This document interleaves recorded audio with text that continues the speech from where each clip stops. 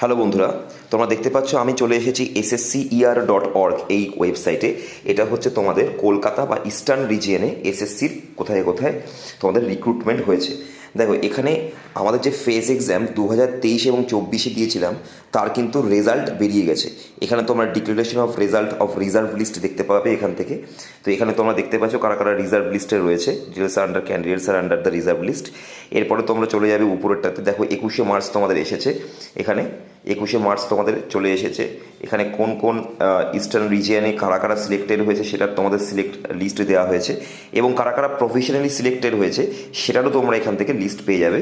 তো দেখতে পাচ্ছ এই রিসেন্টলি কিন্তু এগুলো আপডেটেড হয়েছে, ফটাফট করে দেখে নাও। তোমরা যারা যারা 2023-এ পরীক্ষা দিয়েছিলে এসএসসি ফেজ এক্সাম বা সিলেকশন পোস্ট তারা, এবং যারা যারা 2024-এ পরীক্ষা দিয়েছিলে তাদেরও কোথায় কবে কাদের কাদের ডকুমেন্ট ভেরিফিকেশনের জন্য ডাকা হয়েছে তোমরা দেখতে পাচ্ছ। এখানে প্রত্যেক দিনের টাইম এবং তোমাদের তারিখ দিয়ে দেওয়া হয়েছে, কবে কবে কার কার ডকুমেন্ট ভেরিফিকেশন রয়েছে, তাড়াতাড়ি করে দেখে নিতে পারো।